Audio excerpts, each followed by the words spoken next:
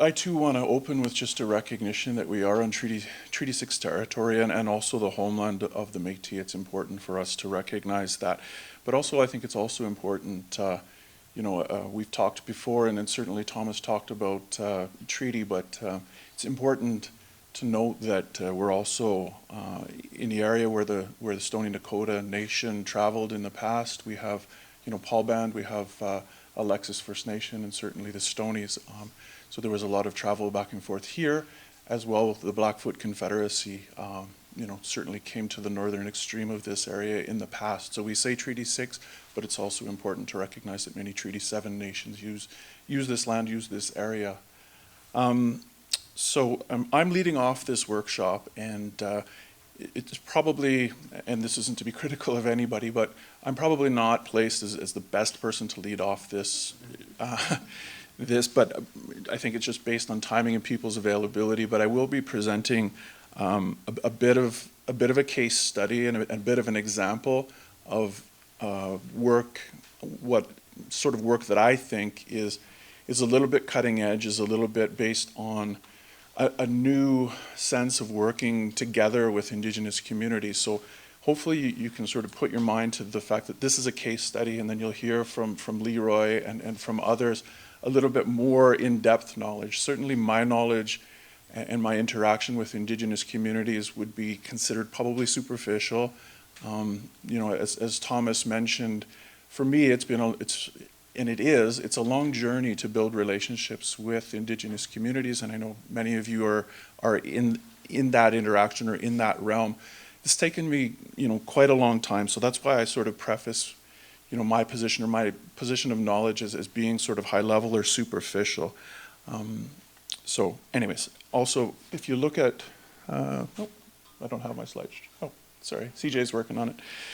You'll see that in the agenda, my talk was titled Challenges and Opportunities.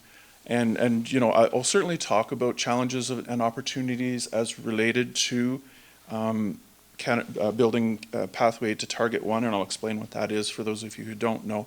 But I kind of want to focus, and you'll see in the title of my slide show it's about collaboration and relationship building. So again, I will focus on challenges and opportunities, but I rather sort of like to focus a little bit on the genesis and the collaboration and relationship building that happened through the Indigenous Circle of Experts and building our report and our paper for the pathway process, and I'll explain again a little bit about that. So as Liz mentioned, I do have some credentials, not many, but some credentials that go back to 1994 from the University of Guelph in regional planning, land use planning. I took a strange hiatus in my life and career. Those of you who know me, my career path is a funny path, but I didn't get back into resource management and land use until 2007. I had previous iterations of career.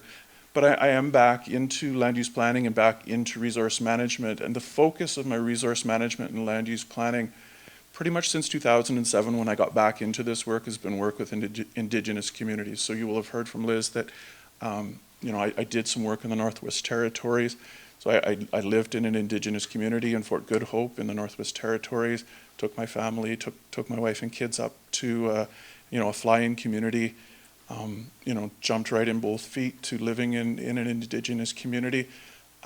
Did a fair bit of work in the Northwest Territories in a co-management regime, which is certainly very different. And I mentioned that it's very different than Alberta's approach, not only from a regulatory legislative point of view, but also from a relationship point of view. Very much in the Northwest Territories, in a co-management approach, land use decisions, environmental decisions, resource management decisions are very much made or even led by beneficiaries. So beneficiaries of a settled land claim who are operating in a space of ownership and control over land and resources. So First Nations operating in that space, looking at Alberta in an Alberta context where we're dealing with treaties and First Nations and Métis groups struggling to assert a position of ownership and rights over land and resources. So a very different context. So to me, it's a blessing to have worked in both and hopefully be able to take learnings and lessons from what I see as a more progressive approach into Alberta. So those are some of the things that I sort of bring to the table. As Thomas mentioned, the relationship building that I've tried to do here in the province has been very much based on a patient and a very much, hopefully, respectful approach to building relationships here in the province. So I'm lucky enough to have been granted access to Sundance with Alexis, Nakota Sioux, and with the Cree in Enoch. So I'm at the point now where I've been hopefully quietly learning, listening, where I'm at the point now, especially with Alexis, where I'm involved in lodge building, I'm involved in planning, I'm involved in now understanding the story, and even the really cool, I really found it interesting, some of the lessons that I've learned about the geometry and how lodges are built, and numbers and stars, and all of those things that have been passed to me. So Thomas talked about that notion of transfer of knowledge and that patient, respectful way to receive knowledge. Again, to me, that's been a big part of my journey here in the province, is working with elders and working with communities, not in an overeager way, not in an aggressive way, not in a I want the knowledge kind of way, but in a very much sort of calm approach and a very respectful approach. One of the things too that I try to do in the way I work and the way I set up my work is I have, and I don't say that I have somebody contracted to me. I have the honor of working with a past chief from Alexis Nakota Sioux. He was a chief for 26 years. He was involved in constitutional talks. He's been involved in all kinds of things, and he works with me. He advises me. He day-to-day texts me or calls me and tells me, you government, you need to think of this. You need to talk to me about the things you're doing, the things you're thinking. So for me, and it's not exclusive to Stoney or Nakota culture, but to me, he adds that sort of, and it's not a sober second thought, but this other way of thinking, which I'm only scratching the surface in my mind around Indigenous knowledge or Indigenous ways of thinking.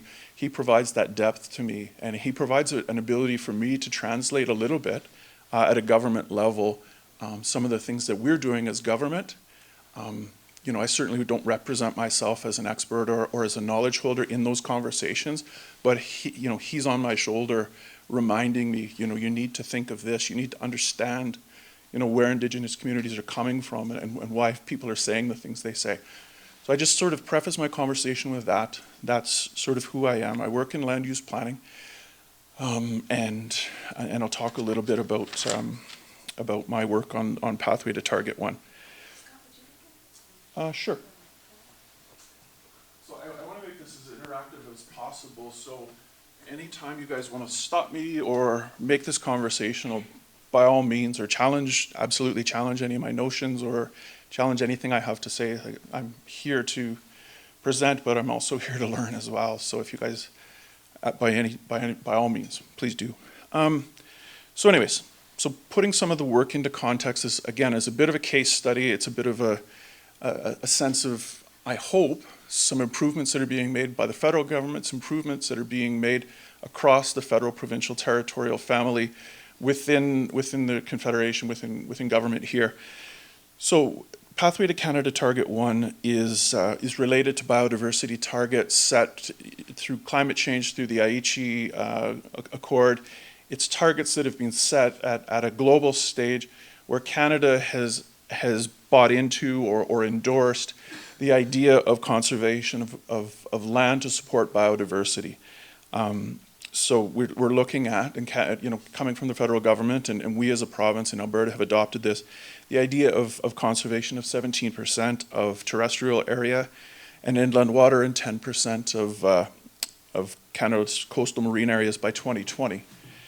So just to give you guys a sense of where we were at or where we are at, we're somewhere in around just over 13, maybe more, hopefully a lot more soon. Stand by on that. But we're getting very close to our target here in Alberta. And actually, as a province, as a jurisdiction, we're very much ahead of the curve within our jurisdiction, as much as we take a bit of a beating on the international stage and sometimes even within Canada. We're actually doing a very good job towards our biodiversity targets.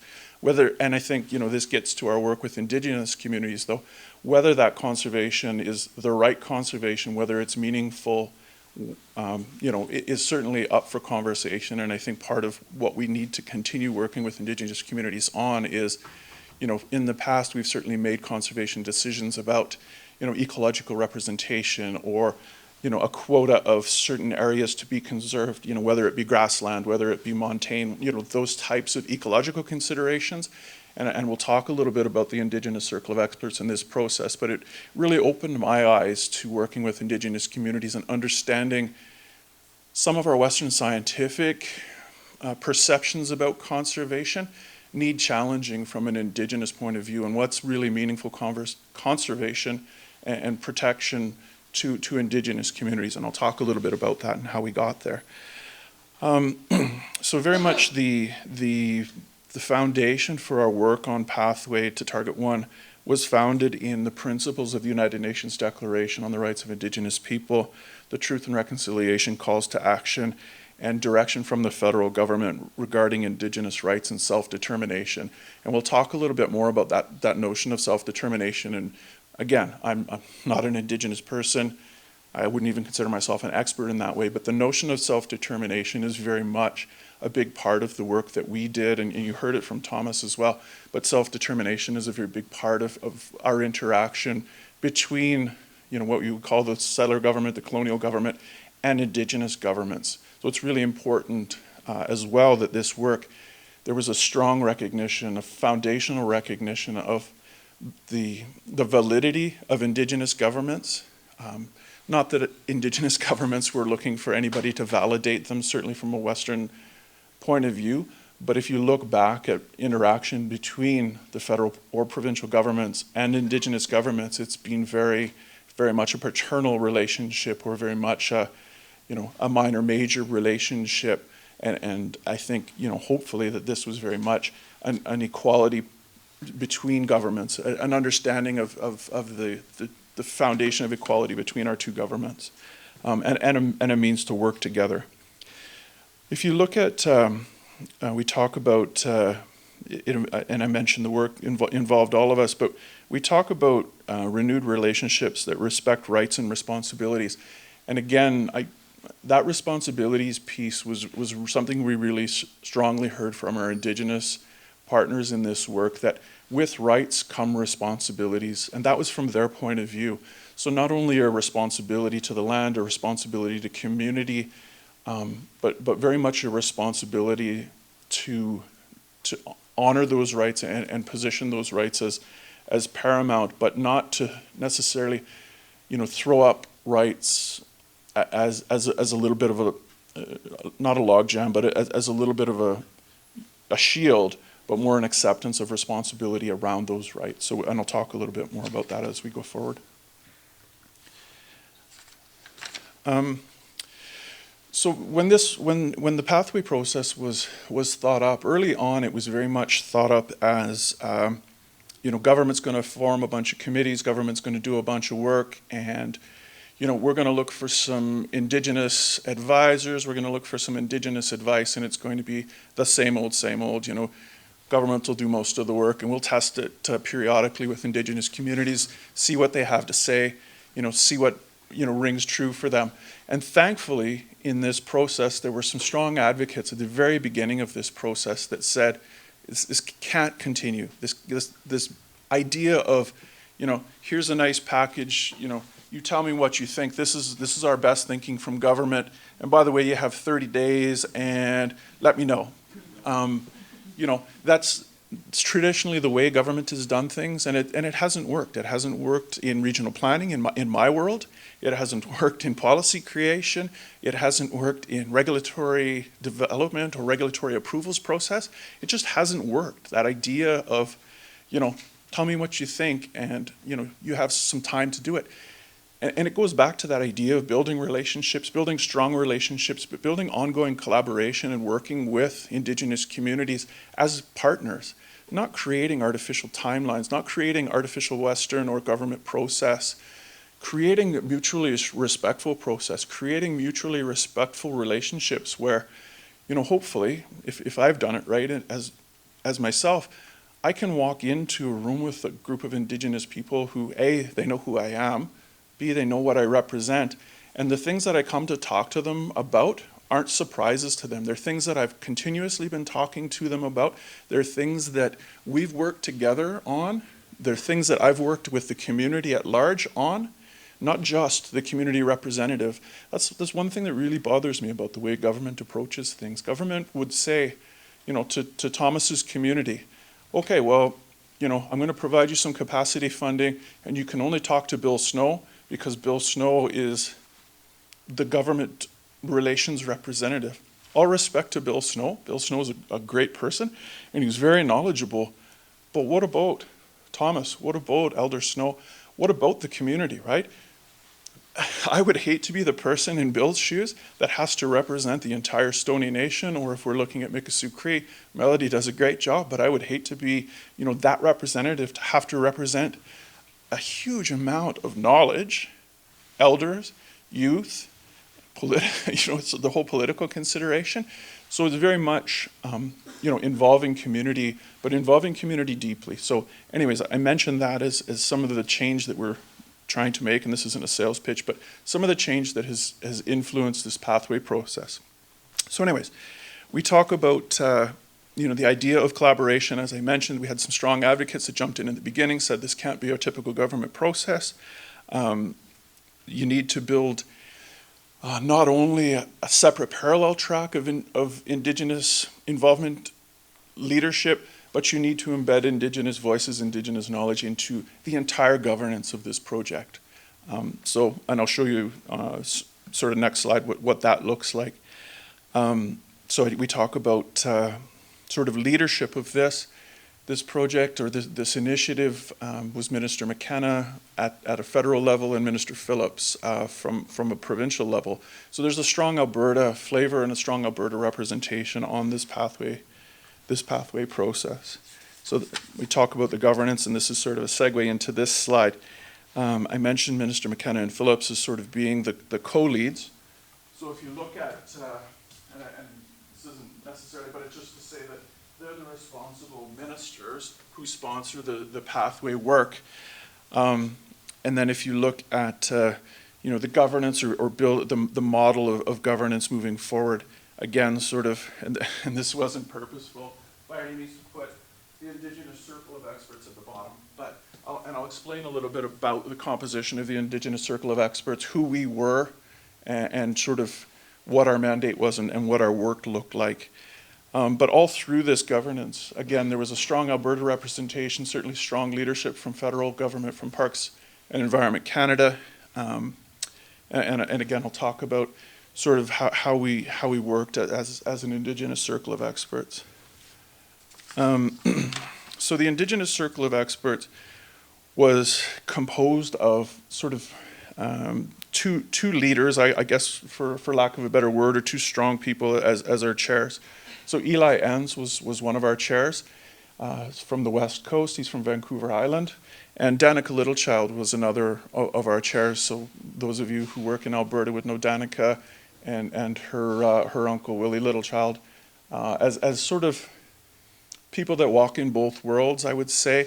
Certainly Danica's legal training and her experience at the United Nations level and the work she's done has helped position her as a strong sort of textbook type thinker, systems type thinker, but definitely her attachment to culture and to Musqueam and to her Cree upbringing provides her an ability to, whatever euphemism we want to say, walk in both worlds or have a strong understanding. What was key, and I would say Eli, again too, Eli has experience in Manitoba and on the West Coast, and also has some Western science training. So those were our two chairs of the Indigenous Circle of Experts. The Indigenous Circle of Experts was also made up of a cross-section of folks from across the country, so we tried to have geographic representation as best we could. So we had Stephen Nita, for those of you who know in the Northwest Territories, he used to be an MLA and a strong representative of his community in Lutzel Cay at the east end of Great Slave Lake. And he's done a lot of work on Indigenous conservation on behalf of his community in Little Cay. He has a long history of working with the federal government, with Parks Canada, on the needs of his community as it relates to conservation and protection. And I won't name everybody, but just to give you a sense, we had Chief Gordon Planis on our group, who's from Souk First Nation on the island. We had Marilyn Baptiste, who's a former chief, Chilcotin First Nation. We had folks from, James Bay Cree. We had people from the East Coast, from Mi'kmaq. We had people from across the country as part of this. We also had Métis representation. We had Will Goodon from the National Métis as well. The one thing we were lacking was Inuit or representation from coastal Inuit groups.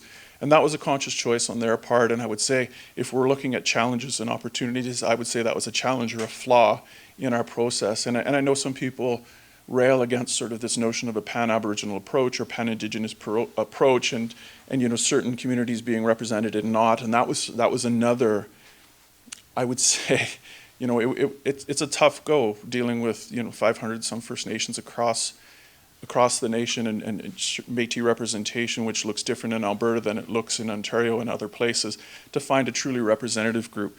But we did have representation from Indigenous Leadership Initiative, and we also had from, escapes me, the federal, AFN, sorry, yeah. But we did have representation. Anyways, and when we did, so what we would call our ICE Core, or our ICE Core membership, were our Indigenous people on the ice. So those were the people that were what we considered core. And then there were those of us on the committee that were peripheral. I mean, we were actively involved, but we were the federal, provincial, territorial government representatives. So there were several of us as well that were involved in that. The criteria for membership was, some active work or some work with Indigenous communities on conservation and protection. So luckily, I guess I made the grade in that way. I was a little uncomfortable with the title of Indigenous Circle of Experts and my participation in that. So I always have to preface it that my expertise is as a government representative, and it's certainly not as an Indigenous expert, but a little bit my own discomfort around that. So what the picture on the slide is actually, it's a ceremony that we had, and I'll talk a little bit about the process being grounded in ceremony and the importance of ceremony and our ceremonial leaders with ICE. But that's a picture of us doing a transfer ceremony to Minister McKenna. And similar to what a Blackfoot transfer ceremony would be, it was very much a bundle prepared, the bundle being our ICE report, being some significant things in our bundle, and actually through a transfer ceremony, obviously a Blackfoot influence thing, but the idea of transfer of knowledge, gifting of knowledge from the Indigenous Circle of Experts to the federal, provincial, territorial governments. So to us, it was significant, and it was meaningful, and it was taking of our knowledge and gifting it, again, through ceremony, and we'll talk a little bit about that, but it was actually really nice. All of the skirts, ribbon skirts and shirts were made by people from Musqueam and gifted to us as Indigenous Circle of Experts members for us to use in the ceremony and in the transfer. So another gift that I get to keep from my participation, which was great and meaningful. And I wore it at Powwow this year and got a lot of cool comments, and people liked it. So one of the things, typical approach, government, is the idea that, okay, we'll do a bunch of work and we'll go out and we'll do a regional sampling and engagement of folks as best we can, gather knowledge, and come back and create some type of a product. And I would say, if we're looking at challenges and opportunities, timing was certainly a challenge in this one, and our regional approach, I think, and it's always that sort of dilemma and I don't mean, it's definitely not to feel sorry for government, but it's that idea of, you have a certain mandate, you have a certain time frame, you have a certain window or sweet spot to get something through, to get some work done.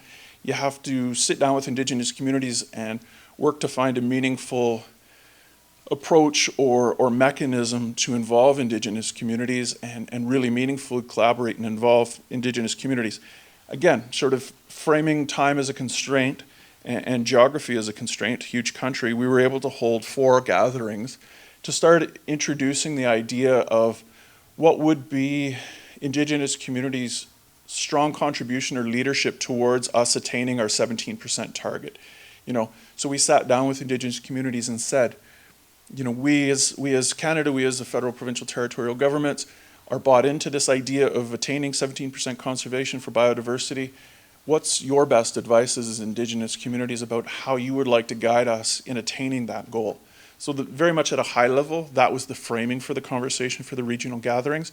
You tell us, how are we going to get there? We don't, again, we don't want to be seen as, government coming out and saying, our caribou numbers, we'll just use that as an example, we want to save caribou, for biodiversity, for, species at risk, for all of these reasons. Here's a caribou herd range, and we want to conserve this in the name of caribou.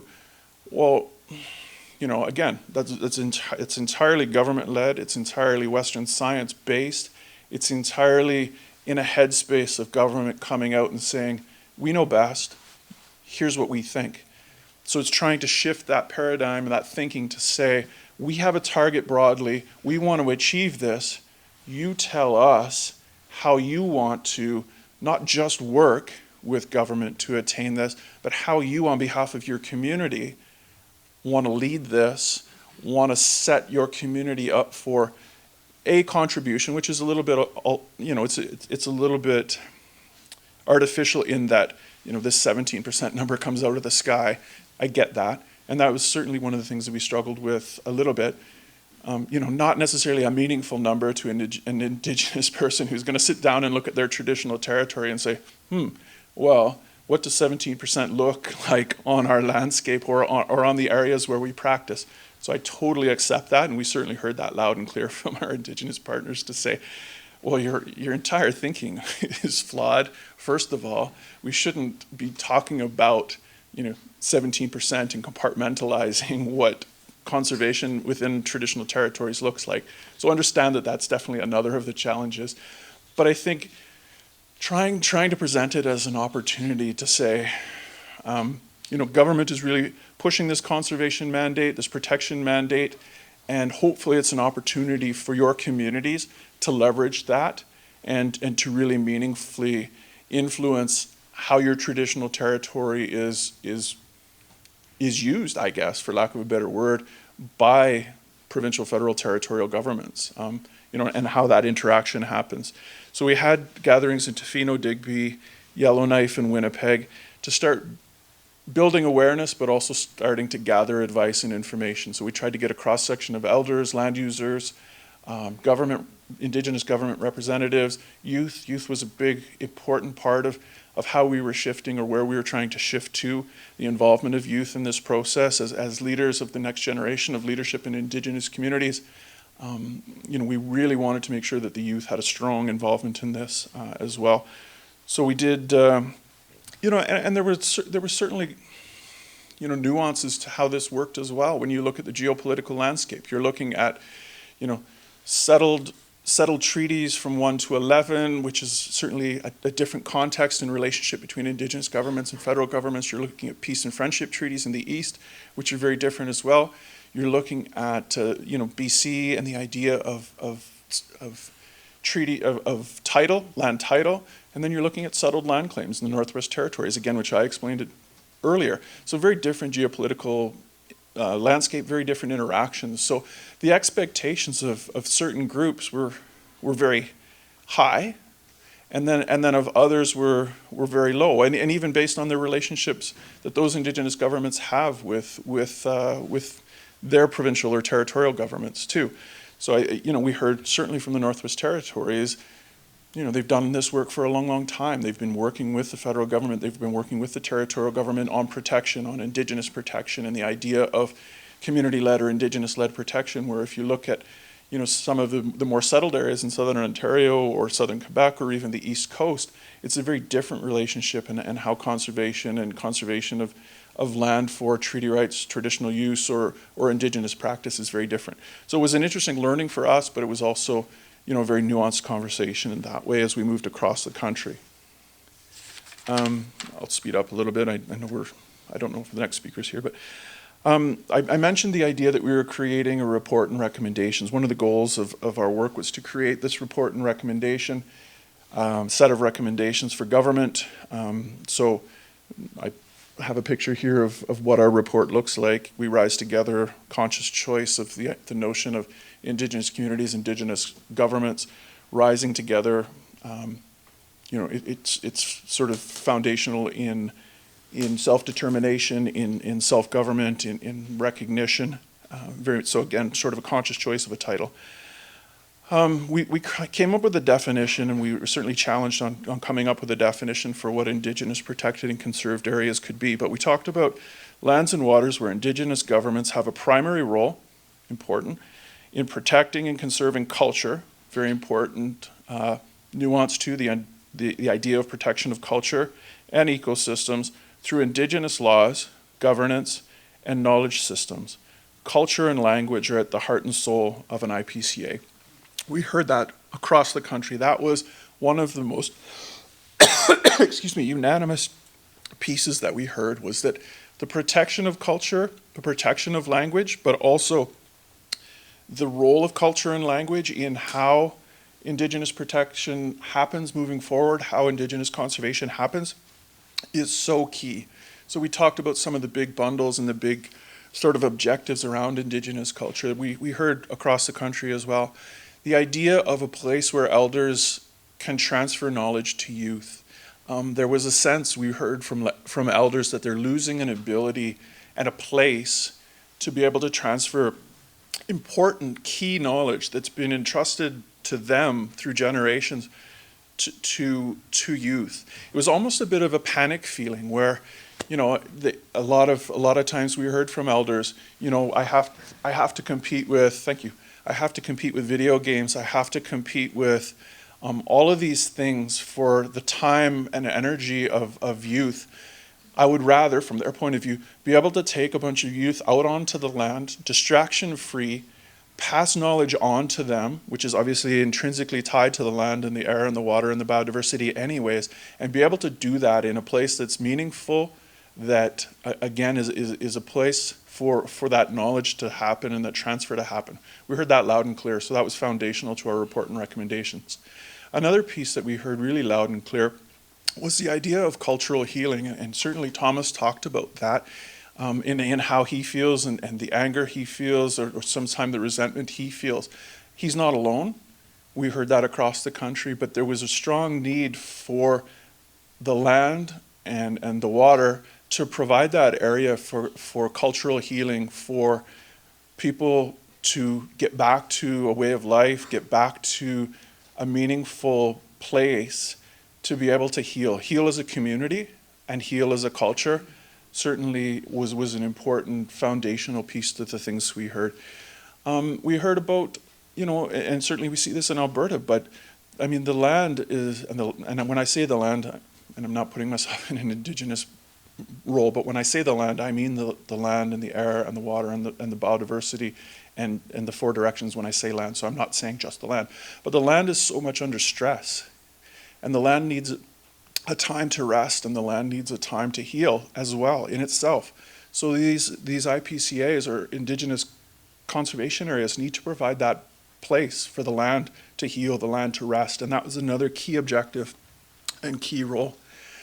Another was, and it relates to, knowledge, but a place for communities to practice, again, a traditional way of life, for people to be able to, within reasonable proximity or close to their community, be able to hunt and fish and trap, if they so choose, to gather, to have ceremony, to do all of those things, again, close to the community, in places that they've historically done those cultural practices, and in a place that continues to be meaningful. So that was a very important part of where we were moving and the things we were hearing across the country. So I don't know, maybe I'll just stop right there. I know I only have about 5 minutes left to go, but I'll just stop there just for a second and not to put anybody on the spot, but do those things seem like meaningful sort of foundational premise for Indigenous conservation, Indigenous protection? Even Thomas, does that stuff put you on the spot? Does that stuff ring to you as reasonable foundation to move forward? You know, I think I have my mother is actually part of your ice ski village. Oh. And it was real interesting because she came back and she was kind of telling me about this trip that she went to where there was this transfer of this bundle. And she said, you know, sometimes government is so, you know, they have all these timelines and people always feel rushed. And she said, we weren't completed everything, but they did the transfer anyway. And she said, and she said, I had to say it, even though I don't think anyone wanted to hear it. She said, if a warrior was going off, to, you know, had to go, and I was going to make him moccasins, I wouldn't transfer half a moccasin to that warrior. She said, imagine how he would feel and how I would feel. You know, and so I got a really good laugh out of that. But again, it just kind of speaks to that, you know, the challenge of you know, government and timelines, Mm-hmm. and you know, the fact that things do take time. From what I've seen in your presentation, I think it's quite evident that this is guided by Indigenous people. I think all of the points that you touched on, you know, I can look back over my life and really what it is that we practice in my culture, and I agree. I mean, it's like my mother's words coming out of your presentation. Of course, my mother was there, so. Fair so enough. I think that's good. Thanks, Thomas. Yeah. I don't mean to put you on the spot, but just... Well, I think it looks good so far. Okay, so we talk a little bit about the strengths and weaknesses, or strengths, and I'll wrap this up fairly quickly. But I talked about our process being grounded in ceremony, and also the notion of ethical space. So for those of you who've worked with Dr. Reg Croshu in the past, his idea around ethical space is a framing for a conversation, a framing for a relationship where you take, and I'm not representing myself to be, you know, an expert on this. I'm just passing on some information and knowledge that certainly I've heard from Dr. Croshu. Is just the idea around framing of a conversation where you have, you know, you have treaty, you have the federal government, you have United Nations Declaration, you have all of these sort of framing pieces for a conversation. It's finding that space to have a meaningful ethical conversation, non-sort of that's grounded or framed by those documents and those principles, but having that conversation. So Dr. Reg Croshu was very much strongly involved in our process, was definitely one of our sort of lead elders, and also another elder from Manitoba as well was very strongly involved in that process. Ceremony guided how we had our meetings, definitely how we had our gatherings. You know, the way we worked, the way we conducted ourselves was very much around ethical space and ceremony, and we can, you know, if we have more time later, we can talk a little bit more about the idea, but it was definitely around that. Indigenous leadership in the Indigenous Circle of Experts was a strong principle. The idea of government folks being at the table, but putting ourselves and our mandate and our role as government staff in the, which was actually really cool. I was happy to do that, actually, to be quite honest with you, but put that behind me a little bit and just represent myself at the table as somebody that has knowledge, but isn't constrained by, you know, a government mandate or role. So that's how we approached our involvement. But very often the Indigenous Circle of Experts core group would kick us government folks out of the room if there were some significant decisions to be made or some significant problems to be wrestled with, where they wanted to have sort of without prejudice or a feeling of a safe conversation. So there was lots of times we were back in and out, and which was never done disrespectfully, or I never walked out of the room thinking, oh, you know, I'm being kicked out or somehow I'm being marginalized. I just understood that, you know, my role on the Indigenous Circle of Experts was to support decision making and to represent a perspective, and that really it was led by the Indigenous participants, which was very cool. We talked about working in different regions, trying to gather advice from across the country. I would say that was a strength and a weakness. A strength in, try to do your best to get a regional perspective and as much information as you can from across the country, but again, limited by time and limited by geographic scope and an ability to, converse with every Indigenous community, which is maybe a bit unrealistic, but where you kind of want to get to. Kind of speeding through this, I talked a little bit more about challenges, different approaches to conservation. We talk about, but I think we heard loud and clear, the responsibility to the care for the land being at the foundation again, and I mentioned that from our Indigenous partners. Competing priorities, we talk about, Northwest Territories where they're dealing with fairly low industrial pressure, more pristine landscapes to busier landscapes, and I mentioned that. So the perception of Indigenous communities, and you hear that from Indigenous communities. Well, how do I influence a land that is totally tied up by industrial leases? What's my opportunity to even find conservation in a landscape that's so heavily developed? So the idea of how do we work together, finding places for the land to rest, but also geographic scope. Maybe in that busy landscape, it's not 100,000 hectares. We're not dealing with 100,000 hectares, but we're dealing with something that's small and still meaningful to a community, still can provide the principles of cultural transformation, transfer of knowledge, a place for those things, right? So we have to deal sort of in that reality, but that understanding that certain nations are coming from it from a different point of view or a different reality. Equity in Indigenous representation, we were challenged often to say, flat out, from the crowd I would hear, well, who are you? How were you picked? Or even the Indigenous representatives on our committee were said, why are you up there? Where's my community? Those types of things, which, again, is something that, is a flaw, I would say, in any process, but certainly was a flaw in this process. Those really are sort of, I think, hopefully the main sort of, I've tried to underline what I think are the value of this process and where we got to. I think we built a successful report, certainly with challenges moving forward in how we approached engagement and how representation happened on the committee. The report is sitting with government right now, the National Advisory Panel report, and all of those things are coming together.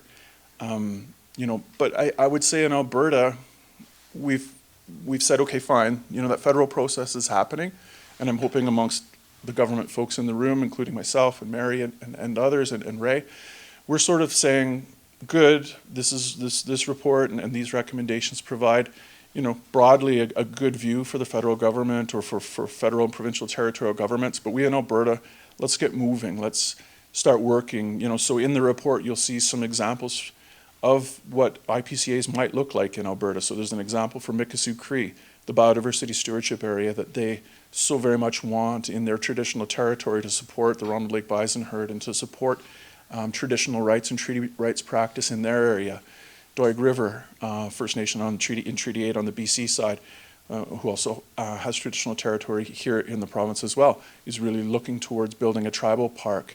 Some of the work in the south around the castle and cooperative management of the castle, what does that look like? Can we incorporate aspects of the recommendations from this report to really make it a meaningful Indigenous protected area that's meaningful to the Blackfoot Nation and to other nations that use the castle to gather teepee poles or paints or medicines or things like that? Can we continue to look at conservation together as two governments? And find meaningful conservation that's not only meaningful for biological or biodiversity representation, but also meaningful for Indigenous communities and a place for cultural practice to continue and a culture to continue to survive on the land, and that in that way, that sort of that meaningful way. So those are sort of some of the process, some of how the committee worked. Again, challenges and opportunities. Definitely we as a government are embracing this report and moving forward. I'm hoping not just me, but a group of us here are really trying to push the mandate within the provincial government to say, what does this look like for us here in Alberta? How can we move forward? How can we make this a reality? So, for those of you who are Indigenous participants here or even Angos, I'll continue to look for your support where I can, and you continue to pick away at my leadership and let them know that we need to keep moving on this stuff. So thank you very much, and